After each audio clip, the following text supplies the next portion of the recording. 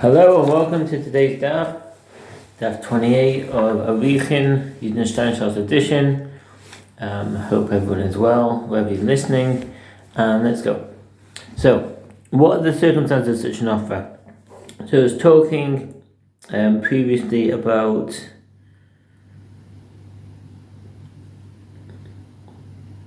making an offer for, I think it was redeeming a field. It is in a case where the owner initially said he would purchase the field for 21 seller. In such an instance, the additional 1/5 counts to 5 seller and 1 dinar, which means that the total payment of the owner is 26 seller and 1 dinar, raising the offer of the other person. Accordingly, the owner takes precedence. And when the 1/5 is added to the 26 seller offer of the other person, so by the paper the owner is equal to 31 seller and 1 dinar. And if the payment of the owner does not exceed the offer of the other person, even trying to account for the additional 1/5, then the trader says to the other person, the field has come into your possession. And the Mishnah, Arakhin Adam misono mibkoro ume avodov umishivchosov haknaanim umistei achuzoso im herim es kulam. A person may dedicate Arakhin Adam, as described in the Torah and later in the Gemara. One may dedicate property either to the priest or to the temple treasury for temple maintenance. Omission 28b clearly indicates that halacha that was stated specifically with regard to dedication apply only to dedication given to priests, and was probably dedicated to them treasury the same state of all consecrated property. The Rambam's commentary on the mission to Ruma 7:6. Nevertheless, halacha in the Mishnah here pertains to all types of dedication and consecration she touched from.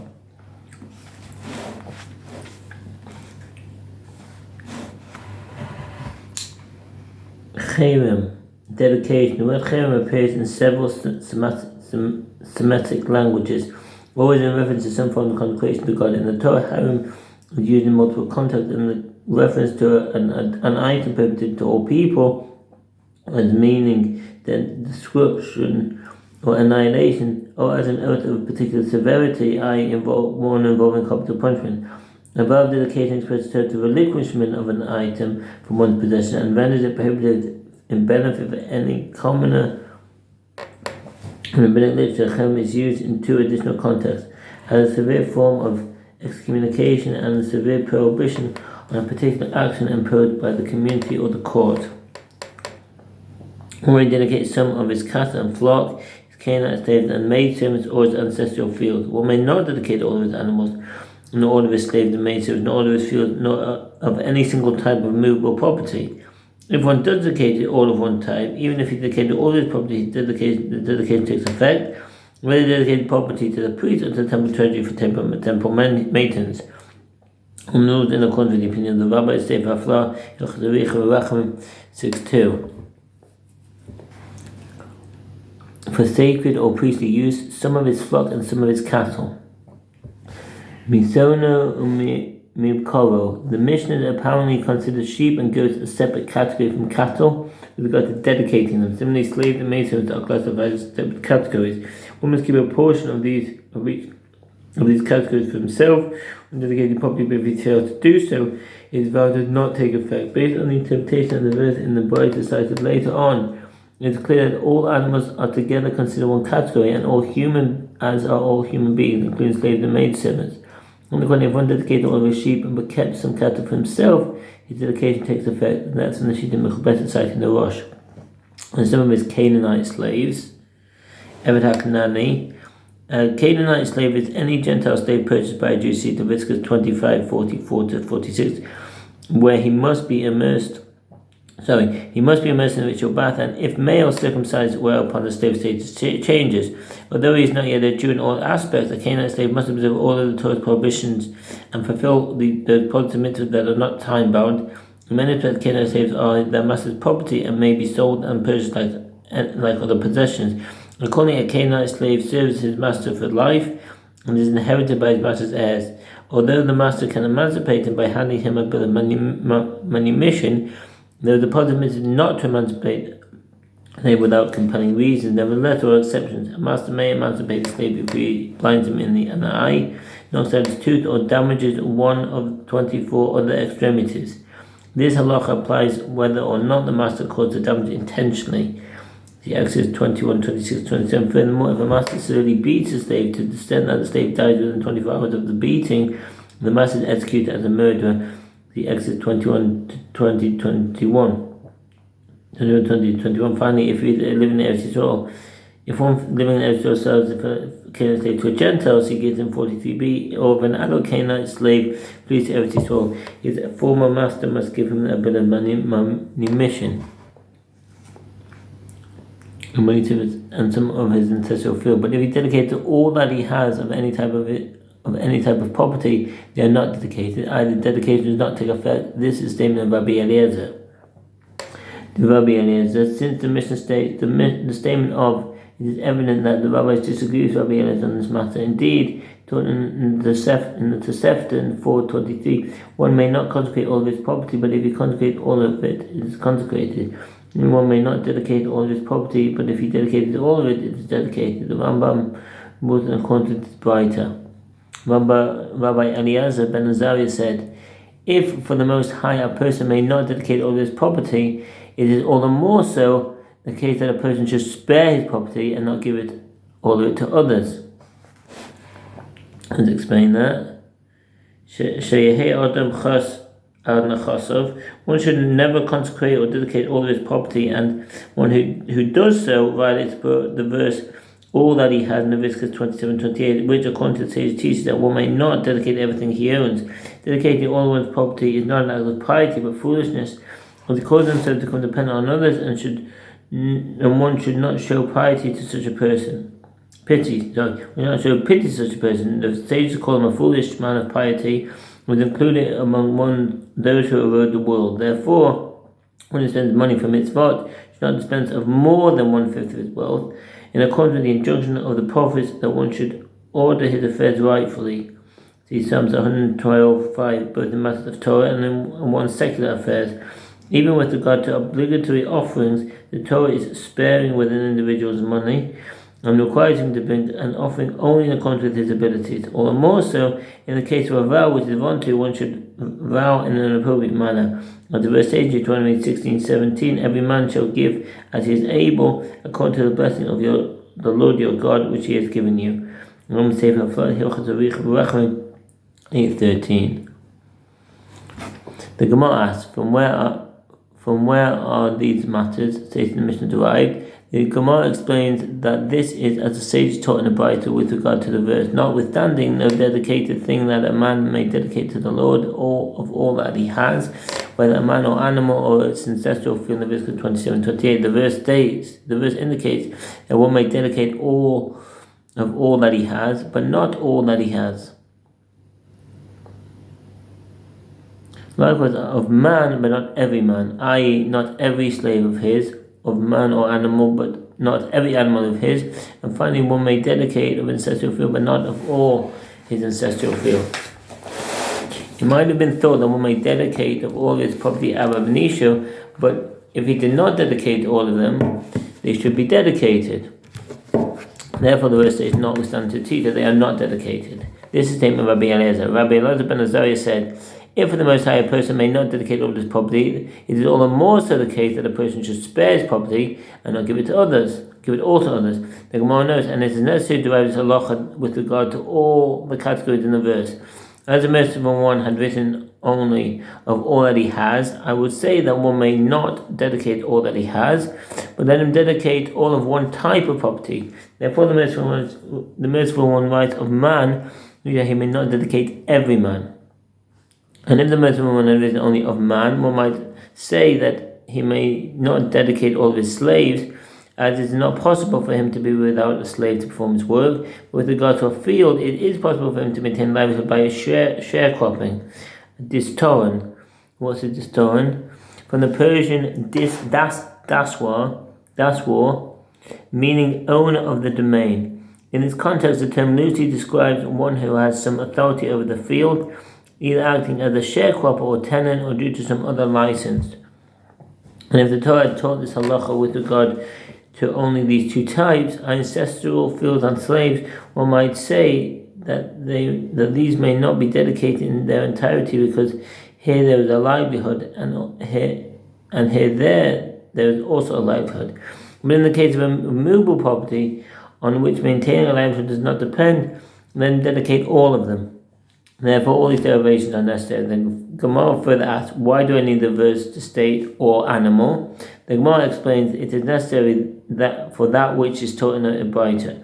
One who might have thought a person can dedicate his son or his daughter, his Hebrew slave or maidservant or his spiritual field. Therefore, the verse states animal to teach that just as an animal is an item that he has permission to sell, so too one can dedicate any item that he has permission to sell. He cannot dedicate an item that he does not have the ability to sell. The Braita continues, but in the case of his minor daughter, he has permission to sell her as a Hebrew maidservant, and so one might have thought that he may dedicate it. Therefore, the verse states animal, indicating that just as an animal is an item that he is always permitted to sell, has permission to sell, so too when dedicate any animal that he always has permission to sell, whereas one may not sell his daughter when she reaches majority. A field as well can be sold only until the Jubilee, and the Mishnah teaches that Rabbi Elazar ben Azariah said, and if for the Most High a person may not dedicate all his property, it is all the more so the case that one should spare his property and not give it all to others. The Gemara is a difficult. This is identical to the opinion of the first Tana of Rabbi Elazar, who prohibits the dedication of all of one's property. The Gemara responds there is a practical difference between them. With regard to the statement of Rabbi Elah, as Rabbi Elah said in Osha, after the failed rebellion of Bar Kokhba, which was some decades after the destruction of the Second Temple, the Galilee became a center of Jewish life in Eretz Yisrael. One of its major cities was Osha, located in the western part of the Lower Galilee. Its ruins are east of the modern town of Kiryat Arta. The Sanhedrin sat in Osha in two separate periods and issued numerous decrees there, which dealt mainly with the financial issues among family. Several Talmudic sages from Osha are mentioned in the Gemara. And there's a map here of where Osha is. Tiberias, Sippori, Ben Shalom, north of there, Sepharm, and west of there, Osha. The sage indicates that one who dispenses his money to charity should not dispense more than 1/5. Vazbeis Yosef Min Chomesh. The reason for this halacha is to prevent an individual from acquiring financial assistance from others. The support for the limit of 1/5 is cited from Jacob's vow. I will give the 10th asset surrender to you. This is 28:22. This is indicated by the double verb. Double verb is understood to mean that Jacob pledged to give a double 10th, i.e. 1/5, Ketubah 58. The halacha applies only in one's lifetime. One may not spend more than this amount upon his death. One may dispense more than this amount upon his death. Ketubah 67b. Rabbi Eliezer, who did not state that one should spare his property, rules that one may give all his money to charity, provided they keep a small portion for himself, whereas Rabbi Elazar ben Azariah maintained that one should not give more than 1/5. The Gemara relates that there was an incident involving a certain individual who sought to dispense more than 1/5 of his property as charity, and his friend did not let him act upon his wishes. And who was this friend? It was Rabbi Yeshav. Rabbi Shevav. Rabbi Shevav, a 14th Tana, learned Torah from Rabbi Yeshua together with his colleague Rabbi Kiva, and the two students would often engage in halachic discussions. He was also a disciple of Rabbi Elazar ben Azariah and Sippori, along with many other sages of his generation. Apparently, this Rabbi Sheyav is Rabbi Yeshua the scribe, who was one of the 10 martyrs executed by the Roman authorities. The Midrash says he was 90 years old when he was executed. And some say it was Rabbi Sheyav who wanted to give too much to charity, and his friend did not let him do so. Who was the friend? It was Rabbi Kiva. In the case of one who dedicates his son or his daughter, Hamacharim Beno Vito, one may not consecrate an item that is not his house. So if he dedicates his son or his daughter, or his Hebrew slave or maidservant or his purchased field, they are not dedicated, and one cannot consecrate an item whose body he does not own. when you want to receive a slave or maid servant or purchase field, those items are not considered dedicated, as a person may not dedicate an item that is not his. He would say the maid servants are not property of their masters. Rather, they are considered like hired workers who are employed for a limited period of time. Likewise, the purchase field is not exclusively the property of the buyer, as it will eventually be returned to its owner at the Jubilee year. The later commentary is right that it is only with regard to dedications and does not take effect, as the object of a dedication is given absolutely to heaven. With regard to regular consecrations, by contrast, one can consecrate items such as the handiwork of one Hebrew slave with purchase field until the Jubilee year. Toda, C26b.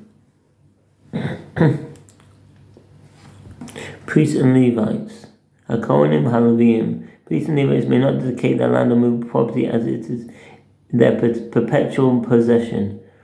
Rambam Sefer Flah Hilchot Avichot Racham 6-7. Dedicate the property. This is the same as Rabbi Yehuda. Rabbi Shimon says priests may not dedicate the property, as all dedicated property is theirs.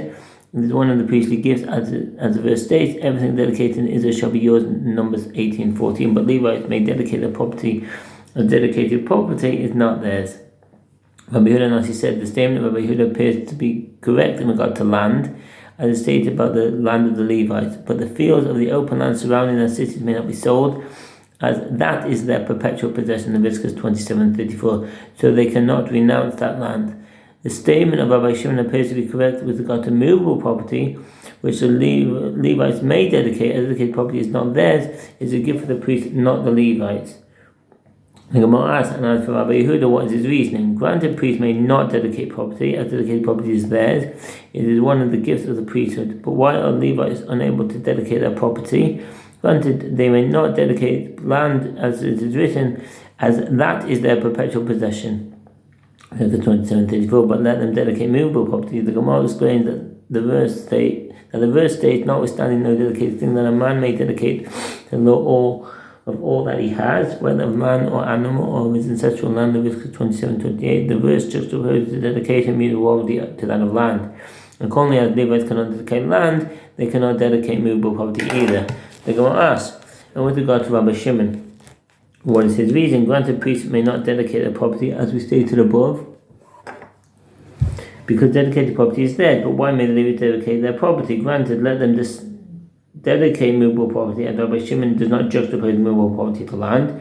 And why may Levites dedicate land? Isn't it written that it's their perpetual possession? The Gemara answers, what does Rabbi Shimon mean when he says Levites may dedicate property? He means they may dedicate only movable property. The Gemara objects, but from the fact that the latter clause of the mission teacher Rabbi Yehuda Nasi said the statement of Rabbi Yehuda appears to be correct with regard to land, and the statement of Rabbi Shimon appears to be correct with regard to movable property, by inference one can conclude that Rabbi Shimon also says that Levites can dedicate the land. The Gemara explains that this is what the mission is saying. Rabbi Yehuda Nasi said that the statement of Rabbi Yehuda appears to be correct even to Rabbi Shimon with regard to land belonging to Levites, and even Rabbi Shimon disagreed with Rabbi Yehuda about the ability of Levites to dedicate property only with regard to movable property. But with regard to land, Rabbi Shimon concedes Rabbi Yehuda that Levites cannot dedicate to. Rabbi Yehuda says, one who dedicated movable property may give it to any priest that he wishes. As is stated, everything dedicated in Israel shall be yours in Numbers 18:14, i.e. for Aaron and for any of his descendants. But if one dedicated his fields, Hecheres Sodosov, one who dedicates his land or his movable property gives them to the members of the priestly watch serving in the temple at the time of the dedication. The halacha is not in accordance with the statement of Arakhin Daf. That's the Rambam Sefer Flah Hilchot Avichot Racham 6:5. And see the Mishnah, because the Mishnah there, he gives them to a priest of that priestly watch. Mashma, priestly watch. All priestly families were divided into 24 watches at the very early period in Jewish history, as the Bible reports that these were already established in the days of King David in 1 Chronicles 24:1-18. Therefore, there were 24 priestly watches in the Second Temple, although this required redivision of the mere 4 watches that returned from the Babylonian exile. Each priestly watch came to Jerusalem to serve in the temple for a week, according to a predetermined schedule, that each watch served approximately 2 weeks a year. Every watch was divided into 6 families, each of which served in the temple on a specific day of the week. Whenever the temple service on a particular day was more than the family performing the service on that day that they could handle another family helped. On Shabbat, the entire watch served together. For the 3 pilgrimage festivals, Passover, Shavuot, and Sukkot, all 24 weekly watches came to Jerusalem and served together, which is currently serving in the temple as is stated, as a field dedicated, its possession shall be to the priest, in Leviticus 27:21, and one derives an analogy between to the priest here and to the priest from a verse in Numbers 5:8, discussing property robbed from a convert. Gaza Hagir, the Torah states that if one robs another and takes a false oath that he did not do so, he must return the stolen property and make a guilt offering to atone for his oath. The verse further states, but if a man has no kinsman to whom restitution may be made for the guilt, the restitution for guilt which is made shall be the Lord's to the priest. Numbers 5:8. The sages concluded that this verse must be referring to a convert who died childless, and every born Jew has some kinsman who inherits from him.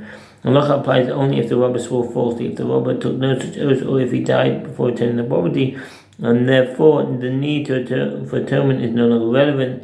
The priest did not receive the stolen property. The reason is that the robber himself acquired it upon the death of the convert, it was in his possession at the time. The Bava Kama 110a.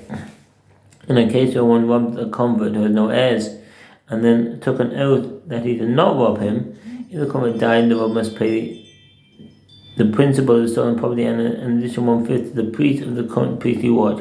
He must also bring a guilt offering to atone for his false oath. Rambam says in Zichan Hilchot Gezeidah Vaveda 8:5.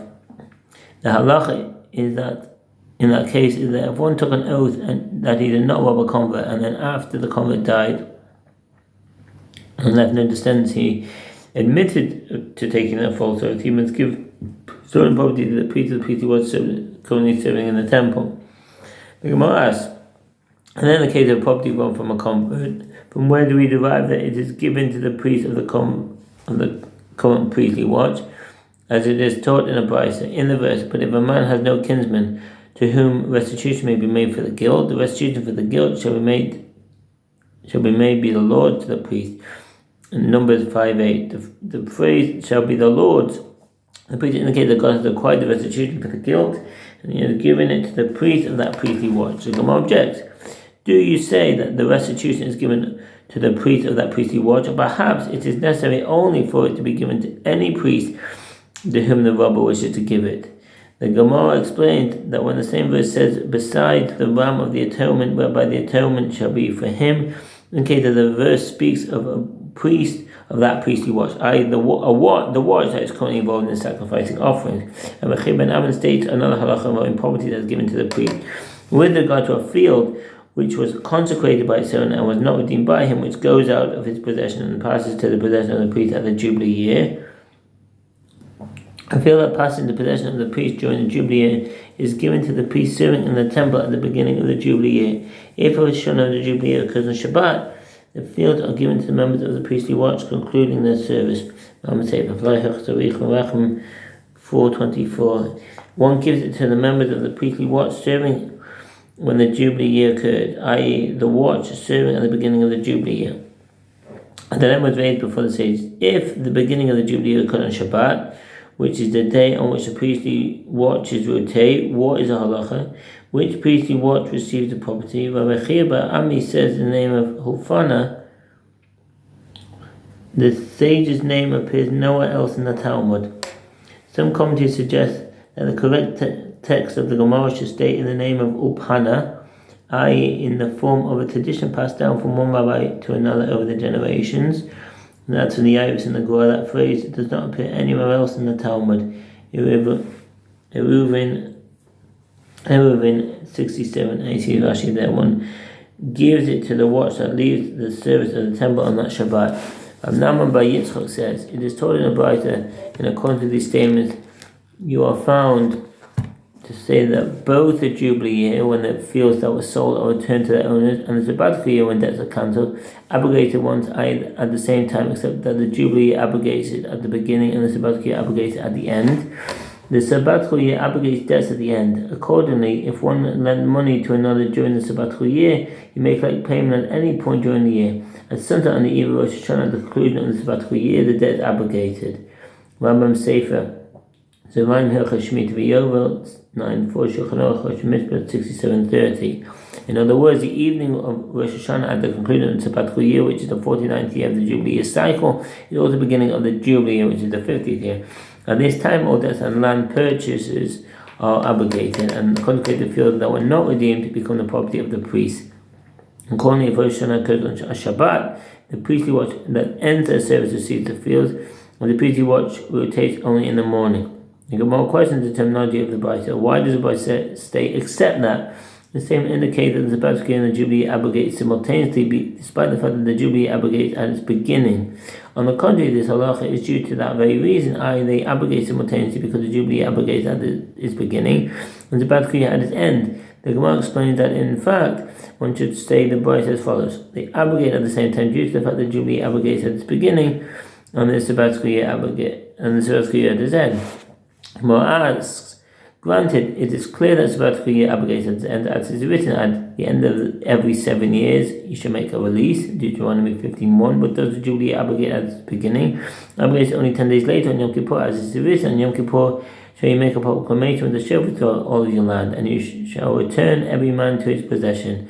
Leviticus 25:9-10. The Gemara explains, in accordance with whose opinion is this Brisa? It is in accordance with the opinion of Rabbi Yishmael, Rabbi Yochanan ben Baruch, who says it is from Rosh Hashanah that the Jubilee year takes effect.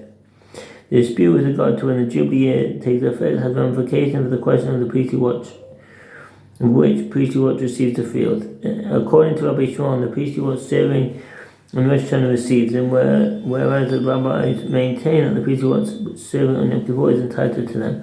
The commentators know that even according to the opinion of Rabbi Shimon, fields and slaves are not returned or freed until Yom Kippur or Rosh Hashanah 8b. This is because the Torah links in the halachot the shofar blast on Yom Kippur, as is stated, then shall you make a proclamation with the blast of the horn and proclaim liberty in Leviticus 25:9-10. By contrast, with regard to one who consecrates his field, the verse states only that the field passes the possession of the priest during the Jubilee year in Leviticus 27:21. Accordingly, Mishmar argued that as the Jubilee year begins with Rosh Hashanah, the priestly watch serving on Rosh Hashanah receives the field. Mishnah Lamelech on the Ram Sefer Flachach Lerichem Rachem 424.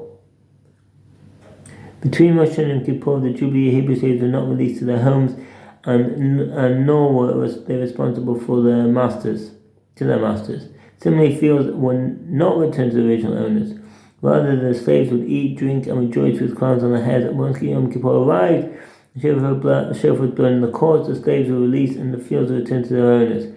The halacha, according to the opinion of Rabbi Shmuel, son of Rabbi Yochanan ben Baruch, on Rosh Hashanah 8b, Ram Sefer Zerayim Hilchah Shemitah V'Yovel 10:4. The Gemara returns to the statement of Rabbi Here by Aaron, that one who dedicates a moved property may give it to the priest of his choosing, whereas one who dedicates land gives it to members of the current priestly watch. The Gemara relates Chizkiah Luto heard the statement and went and said the following difficult for Rabbi, but let one juxtapose movable property to land. And the verse states that a man may dedicate to the Lord all that he has, whether of man or animal, or of ancestral field, Leviticus 27:28. If so, movable property must also be given to members of the current priestly watch. Rabbi Abahu responded, is it not a dispute between Tanaim, as there are those who juxtapose and there are those who do not juxtapose? In accordance with the earlier explanation of the Gemara, that this is a basis for the dispute between Rabbi Yehuda and Rabbi Shimon with regard to whether or not Levites may dedicate movable property. And hereby Aaron holds in accordance with the opinion of one who says that we do not juxtapose movable property and land. Dedication of property for priests. Dedication to priests can never be redeemed, rather they are given to priests in the manner of teruma.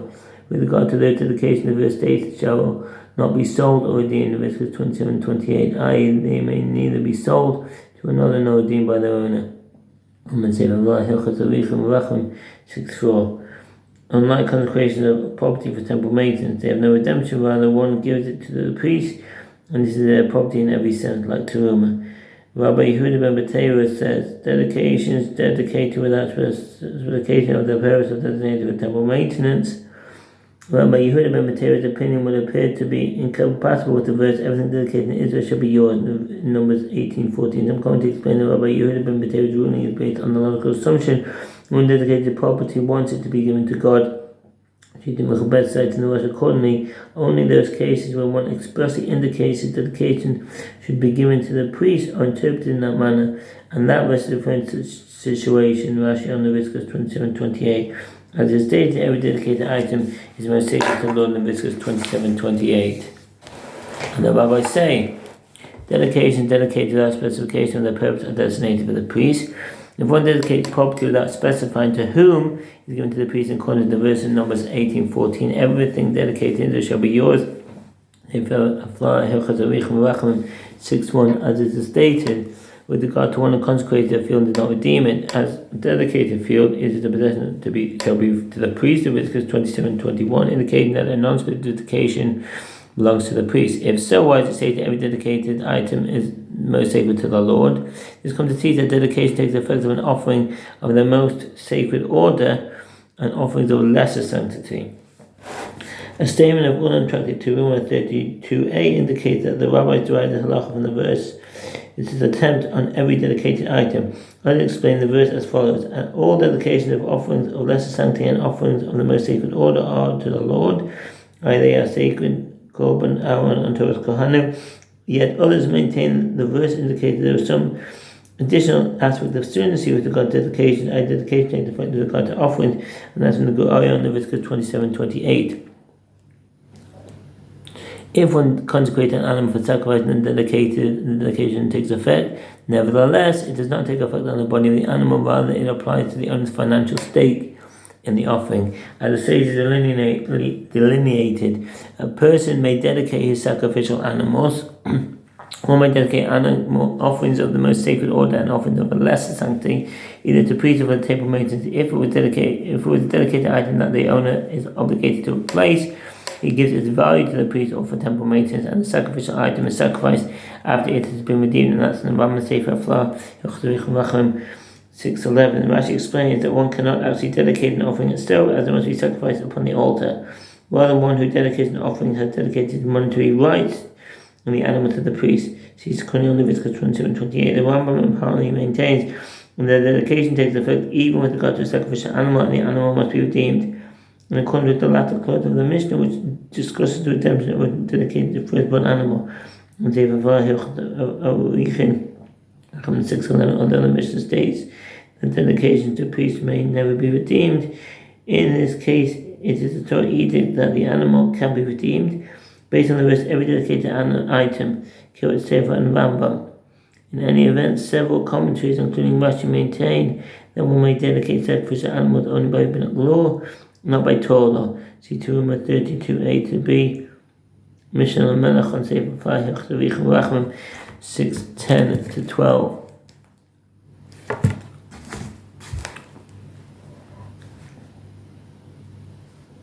Both offerings of the most sacred order and offerings of a lesser sanctity. If the offering he dedicates with the object of a vow, e.g. if he said, "It has come upon me to sacrifice a burnt offering," since he is obligated to replace such an offering, they are considered his property, and therefore he gives the value to the priest. And if the offering he dedicated was a gift offering, e.g. if he said this animal is a burnt offering, in which case he is not obligated to replace the animal, he gives the monetary benefit that he has in them. For example, if he said this bull is a burnt offering, one estimates how much money a person will be willing to give in order to sacrifice as a voluntary burnt offering, even though he is not permitted to do so. With regard to a firstborn animal, whether it is blemished or whether it is unblemished or whether it is blemished, its owner may dedicate it. And how does one assess the payment required to redeem it? One estimates how much an Israelite person would be willing to give in exchange for that firstborn in order to give it to the priest who is his daughter's son, or to his priest who is his sister's son. So I didn't read the footnotes because we ran out of time. Thank you for listening. If you have any comments, please feel free to leave them, and feel free to subscribe. And I wish you a very good day, and I wish you peace in Israel. Okay, thanks, bye.